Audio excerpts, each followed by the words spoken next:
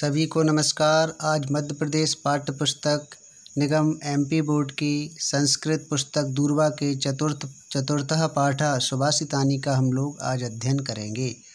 सुभाषितम इत्यस्य अर्थः सुष्ठु भाषितम। सुभाषित इसका अर्थ है सु यानी सुष्ठु अर्थात मधुर, भाषितम यानी वाणी, कथितम इति सम्यक भाषितम सुभाषितम भवति।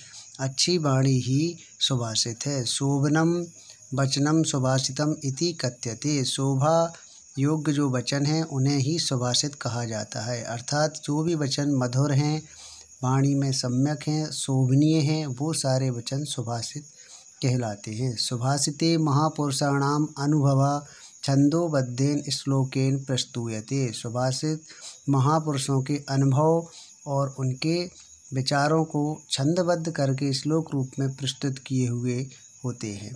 तादृशानि कानिचित सुभाषितानि अत्र वर्तन्ते। उनमें से कुछ सुभाषितानि अर्थात सुभाषित श्लोक यहाँ पर आपके लिए प्रस्तुत किए गए हैं। आइए इनका अध्ययन करते हैं, इनका अर्थ अनुवाद देखते हैं। प्रथम श्लोक सज्जन प्रशंसा के बारे में है। गंगा पापम शशि तापम दैन्यम कल्पतरुस्तथा पापम तापम च दैन्यम च घ्नन्ति संतो महाशया। यहाँ पर इनका अन्वय अर्थात संस्कृत में इनको गद्य रूप में भी प्रस्तुत किया गया है। गंगा पापम, गंगा जिस प्रकार पापम हंति यानी पाप का नाश करती है, ऐसा शास्त्रों में वर्णन है कि गंगा नदी समस्त प्रकार के पापों का नाश करती है। शशि तापम, शशि अर्थात चंद्रमा, चंद्रमा जिस प्रकार शीतलता देता है और ताप का हरण करता है। कल्पतरु च दैन्यम, कल्पतरु एक ऐसा वृक्ष है जो स्वर्गलोक में होता है। ये वृक्ष जो भी इच्छा होती है, मनोवांछित इच्छा को पूर्ण करने वाला होता है, इसलिए ये दरिद्रता दैन्यम को हंति यानी नाश करता है। तो यह वृक्ष दरिद्रता को नाश करता है। तथा संता महाशया पापम तापम दैन्यम च त्रीणि अपि घ्नन्ति। जबकि संत महापुरुष इन तीनों प्रकार के पाप को, ताप को और गरीबी को हरने वाले होते हैं। यानी संतों की महत्ता या सभी प्रशंसा करते हुए कहा गया है कि वो सभी प्रकार के तापों का, सभी प्रकार के पापों का और सभी प्रकार की गरीबी या दरिद्रता का वो निराकरण करते हैं। इस प्रकार प्रथम श्लोक में सज्जन की या संतों की प्रशंसा की गई है। आइए अब दूसरा श्लोक देखते हैं। द्वितीय श्लोक में दान की प्रशंसा की गई है। दानेन भूतानि वशी भवन्ति दानेन वैरण्यापि यान्ति नाशम परोपि बन्धुत्वमुपैति दानम दानम ही सर्वव्यसनानि हन्ति। इसका अन्वय है दानेन भूतानि वशी भवन्ति। दान के कारण संपूर्ण सृष्टि, सभी प्राणी वश में हो जाते हैं। दानेन वैरण्यपि यान्ति नाशम, दान देने से शत्रुता का भाव भी नष्ट हो जाता है। परोपि बंधुमुपैति दानम, दान देने से पराये भी अपने भाई बंधु बन जाते हैं। दानम ही सर्वव्यसनानि हन्ति, दान के द्वारा ही सभी प्रकार के व्यसनों का नाश होता है। अर्थात दान देने से ही व्यक्ति संसार में सर्वश्रेष्ठ बनता है। इस प्रकार दान की महत्ता इस श्लोक में बताई गई है। तृतीय श्लोक में उद्यम की प्रशंसा की गई है। नात्युच्च शिखरो मेरुर्नाति नीचम रसातलम व्यवसाय द्वितीयानाम नाप्य पारो महोदधि। अर्थात जो उद्यमशील व्यक्ति होता है उसके लिए सुमेरु पर्वत के समान चोटी भी है। सुमेरु पर्वत भी ऊंचा नहीं है और पृथ्वी के समान नीचे जो रसातल छठवां लोक कहलाता है सबसे नीचे होता है, वो भी सबसे नीचे नहीं है। अर्थात महासागर के से भी अगम्य स्थिति जिसके लिए अपार नहीं है, अर्थात वो उसके पार जाने में सक्षम है। अर्थात जो भी व्यक्ति उद्यमशील होता है उसके लिए ना ही आसमान यानी सुमेरु पर्वत के समान ऊंचाई, रसातल के समान गहराई या महासागर के समान अपार स्थिति कुछ भी नहीं है। वो सभी प्रकार के साधनों को प्राप्त कर सकता है। चतुर्थ श्लोक में वीर पुरुष की प्रशंसा की गई है। विनाप्यर्थै वीरः स्पृशति बहुमानोन्नति पदम समायुक्तोप्यर्थै परिभव पदम याति कृपणः स्वभावादुद्भूतं गुणसमुदाय वाप्ति विषयां द्युतिं सैहिं स्वां किं धृतकनक मालोपि लभते। अर्थात अन्वय में देखते हैं, वीरा अर्थै बिना अपि बहुमानोन्नति पदम स्पृशति। वीर पुरुष बिना धन के भी अत्यंत सम्मान एवं स्थान को प्राप्त करते हैं, जबकि विवेक शून्य धन से युक्त होने पर भी पराजयता को प्राप्त करते हैं। विवेक शून्य कृपणा अर्थै समायुक्ता अपि परिभव पदम यान्ति, यानी विवेक शून्य या कंजूस व्यक्ति कहें इसमें। गुणा समुदया वाप्ति विषयाम स्वभावा उद्भूता सही। स्वभाव से उत्पन्न गुण अर्थात जन्मजात गुणों को धारण करने वाले सिंह के समान जो कांति है, क्या कभी कोई कुत्ता भी स्वर्ण की माला पहन लेने के बाद भी अर्थात धारण कर लेने के बाद भी उस प्रकार की कांति और स्वभावतः गुण प्राप्त कर सकता है? अर्थात जब कोई वीर पुरुष स्वभावतः ही काम करता है तो उसको स्वयं विजय प्राप्त होती है, जबकि कृपण या विवेक शून्य व्यक्ति धनयुक्त हो जाने पर भी उसको कोई विजयश्री प्राप्त नहीं होती है। श्लोक 5 में गुणों की प्रशंसा की गई है। गुणः कुर्वन्ति दूतत्वं दूरेऽपि वसतां सतां केतकी गंधमाघ्राय स्वयमायान्ति षट्पदा। सज्जन पुरुषों के गुण उनके दूत के समान कार्य करते हैं, अर्थात उनके गुणों से ही उनकी सर्वत्र चर्चा होती है, उनके गुण ही सर्वत्र जाके उनकी प्रशंसा करवाते रहते हैं। जिस प्रकार केतकी का पुष्प या जो केवड़े का फूल होता है उसकी गंध ही सभी प्रकार के भंवरों और तितलियों आदियों को आकर्षित करते हैं और वो उस पर आकर बैठते हैं, अर्थात उसकी गंध ही भंवरों के लिए उनके गुणों का वर्णन करती है। इसी प्रकार सज्जन पुरुषों के गुण ही उनके दूत का काम करते हैं। इस श्लोक में वाणी के गुणों का वर्णन किया गया है। केयूरा न विभूष्यन्ते पुरुषम हारा न चंद्रोज्ज्वलाः न स्नानम न लेपनम न कुसुमम नालंकृत मूर्धजा बाण्ये का समलंकरोति पुरुषम या संस्कृता धार्यते चीयन्ते खलु भूषणानि सततम बागभूषणम। अर्थात पुरुषम केयूरः न चंद्रोज्ज्वलः हारा न स्नानम न विलेपनम न कुसुमम। अर्थात केयूरः अर्थात बाजूबंद। पुरुष या किसी की शोभा उनके बाजूबंद या अलंकारों को धारण करने से या चंद्रमा के समान चमकने से, मुक्ताहार आदि से स्नान करने से या चंदन आदि लगाने से, और ना ही आभूषणों को धारण करने से तथा ना ही केशों को संवारने से वो विभूषित होता है। जबकि एक संस्कारमयी मधुर वाणी ही मनुष्य को सुशोभित करती है, क्योंकि और आभूषण तो नष्ट भी हो जाते हैं किंतु वाणी रूपी आभूषण नित्य रहने वाला आभूषण है। तो प्रस्तुत श्लोक में वाणी रूपी आभूषण की प्रशंसा की गई है। आइए श्लोक क्रमांक 7 में क्षमा के गुणों के बारे में वर्णन किया गया है। क्षमा शस्त्रम करे यस्य दुर्जनः किम करिष्यति अतृणे पतितो वहिनी स्वयमेवोपशाम्यति। इसमें क्षमा के बारे में वर्णन किया गया है कि क्षमा शस्त्रम करे यानी हाथ में, यानी जिसके हाथ में क्षमा रूपी शस्त्र है, यस्य दुर्जनः किम करिष्यति, उसका बुरे लोग भी, दुर्जन लोग भी क्या कर सकते हैं। दुर्जन लोग भी ऐसे व्यक्तियों का कुछ भी बुरा नहीं कर सकते हैं। जिस प्रकार अतृणे पतितो वहिनी, जहाँ पर घास रहित स्थान है, यदि घास का एक भी तिनका नहीं है, वहाँ पर अग्नि के गिर जाने पर स्वयमेवोपशाम्यति, वह अग्नि स्वतः ही बुझ जाती है।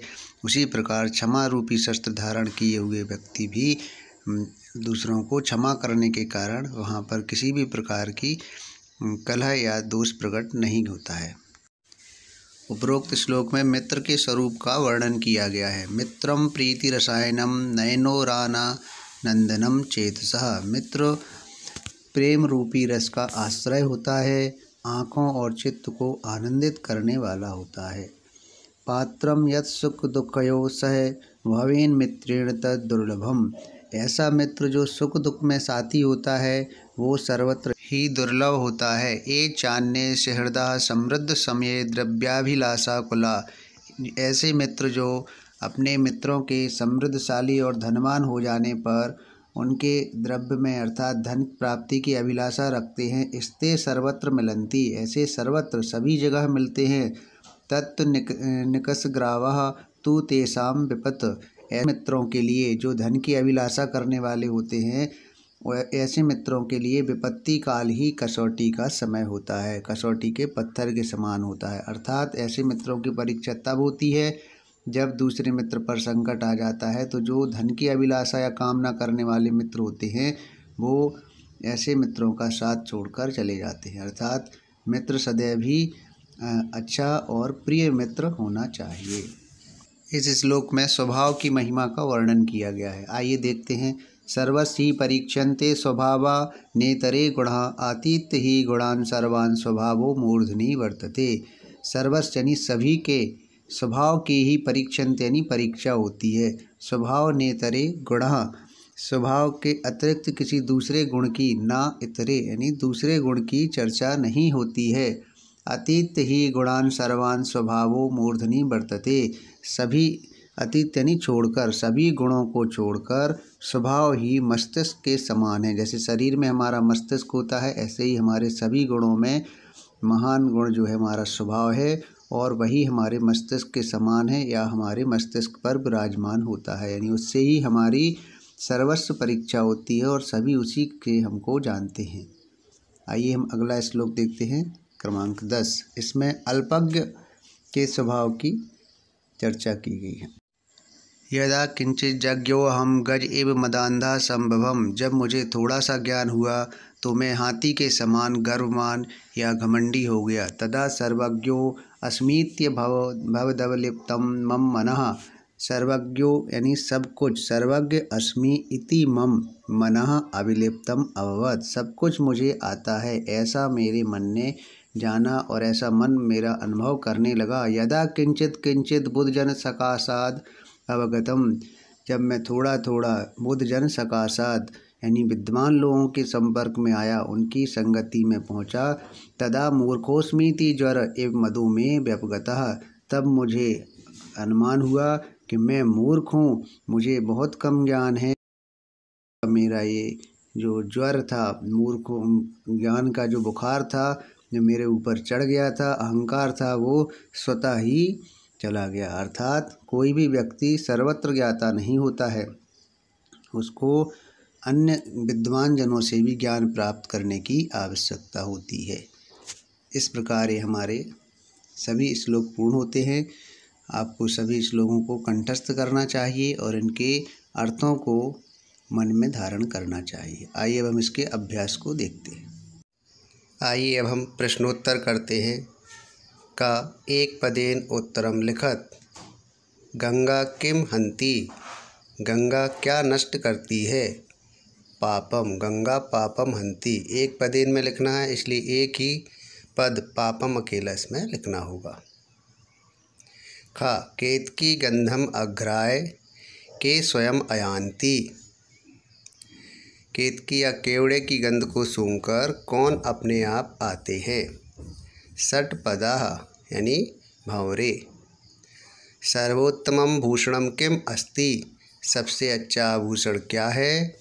वाग्भूषणम, सबसे अच्छा आभूषण वाणी का आभूषण है। प्रीति रसायनम किम अस्ति। प्रेम रूपी रस का आश्रय कौन है। मित्रम, सर्वस्व के परीक्षन्ते। सभी में किसकी परीक्षा की जाती है। स्वभावः, स्वभाव की ही परीक्षा सब लोग करते हैं। आइए अब हम एक वाक्येन उत्तरम लिखत इसको देखते हैं। का केषां कृते महोदधि अपारो नास्ति। किसके लिए महासागर भी अगम्य नहीं है, यानी उसको पार नहीं कर सकता, ऐसा कौन है।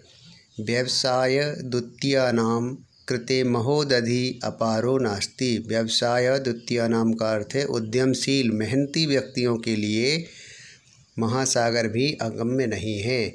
यहाँ केसाम के स्थान पर व्यवसाय द्वितीयानाम लिखकर प्रश्न को संपूर्ण उत्तर में लिख देना है। खा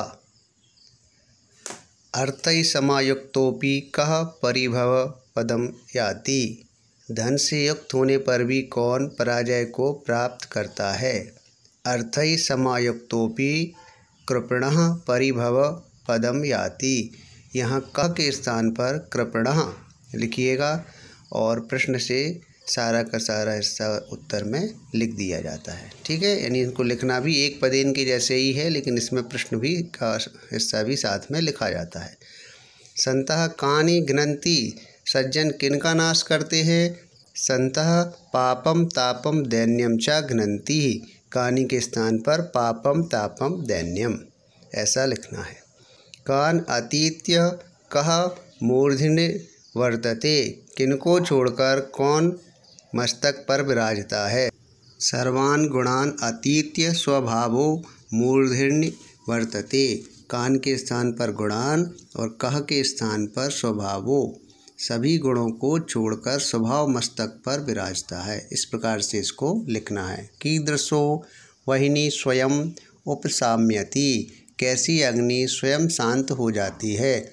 अतृणे पतितो वह्नि स्वयं उपशाम्यति, कीदृशों के स्थान पर अतृणे, घास से रहित स्थान में गिरी हुई अग्नि स्वयं शांत हो जाती है, यानी जहाँ पर जलाने के लिए कोई साधन नहीं है वो अग्नि स्वतः ही शांत हो जाती है। अधोलिखित प्रश्नानाम उत्तराणि लिखत, ये प्रश्न बोर्ड एग्जाम में नहीं पूछे जाते हैं, इसलिए हम इन प्रश्नों को छोड़ रहे हैं। आप चाहें तो इनको किया भी जा सकता है, लेकिन ये बोर्ड एग्जाम में कभी नहीं आते, इसलिए हम अगला प्रश्न देखते हैं।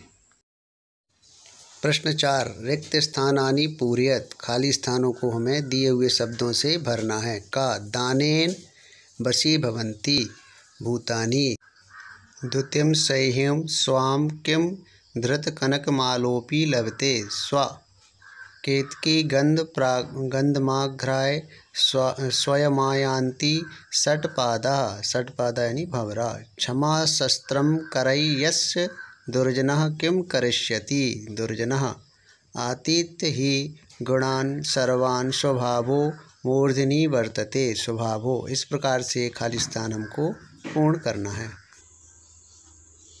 यथा योग्यम योजयत, आखंड को आखंड से मिलाना है।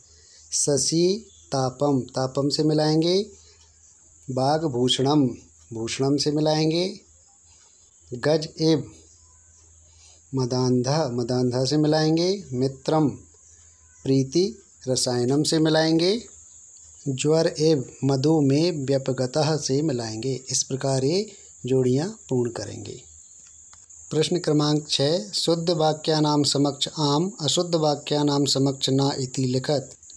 अलंकृतः मूर्धजा पुरुषं विभूषयन्ति न, संस्कृता वाणी पुरुषं समलंकरोति। आम, तृणे पतितो वह्नि स्वयमेवोपशाम्यति न, दानेन परोपि बन्धुत्वमुपैति। आम, धृतकनकमालाः स्वाहा संहिं द्युतिं लभते न। इस प्रकार हमको ये आम और ना प्रश्न पूर्ण करने हैं। अधोलिखित क्रियापदानाम लकारम पुरुषम वचनम च लिखत, यह हिस्सा व्याकरण से है, फिर भी मैंने आपके लिए किया हुआ है, आप यहाँ से लिखें और मेरे व्याकरण वाले वीडियो को भी आप देख सकते हैं, वहाँ से इनके रूपों को लर्न करना है और उनको याद करके यहाँ पर लिखना है। उदाहरणानुसारम पर्याय शब्दम लिखत, इन शब्दों के पर्यायवाची शब्द लिखना है। संता, संता यानी महात्मा। शिखरः, शिखर यानी श्रृंगम। वीरः, इसका पर्यायवाची है सूरः। षट्पदः, षट्पदा भ्रमरः। नयनयो, नेत्र, नेत्रयो। इस प्रकार से इनके पर्यायवाची हैं।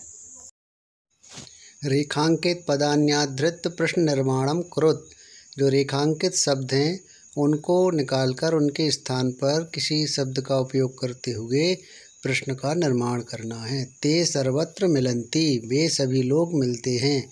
के सर्वत्र मिलन्ति, ते के स्थान पर के लिखना है। दानेन वैराण्यपि नाशम यान्ति, दान से शत्रु भाव नाश होता है या वैर भाव नाश होता है, तो केन वैराण्यपि नाशम यान्ति। कृपणः परिभव पदम यान्ति, कृपण पराजयता को प्राप्त करता है, तो यहाँ पर कृपणः के स्थान पर कह परिभव पदम यान्ति, कौन पराजय को प्राप्त करता है। मे मदः ज्वर एव व्यपगतः, मेरा अभिमान ज्वर के समान दूर हो गया। मे के स्थान पर कस्य मदः ज्वर एव व्यपगतः, किसका अभिमान ज्वर के समान दूर हो गया, ऐसा इसमें लिखना है। केयूरः पुरुषम न विभूषयन्ति, बाजूबंद मनुष्य को सुशोभित नहीं करते हैं। केयूरा कम न विभूषयन्ति, यहाँ पर पुरुषम के स्थान पर कम का उपयोग करना है। केयूरा कम न विभूषयन्ति। इस प्रकार ही प्रश्न निर्माण करने हैं। प्रश्न 10 श्लोक पूर्तिम कुरुत, श्लोक की पूर्ति करो। गंगा पापम शशि तापम, यहाँ पर खाली स्थान है। ये आपको अपने इस प्रकार के जो श्लोक हैं आपकी पाठ्य पुस्तक में सुभाषितानी में हमने इसमें दे रखे हैं, वहाँ से आपको ये पूरे करना है। ये कार्य आपको स्वतः ही करना होगा, इसलिए आप इन श्लोक को कंठस्थ करें और वहाँ से इनको पूर्ण करें। इसी प्रकार प्रश्न 11 भी या योग्यता विस्तार जो है उसमें भी श्लोक को कंठस्थ करने के लिए कहा गया है, इसलिए आप उन श्लोक को कंठस्थ करें। इस प्रकार ये पाठ समाप्त होता है और अपेक्षा है कि आप सभी ने इसको अच्छे से समझा होगा। यदि कुछ भी समस्या है आप इस पाठ को पुनः देखें और कमेंट्स बॉक्स में मुझसे पूछ भी सकते हैं।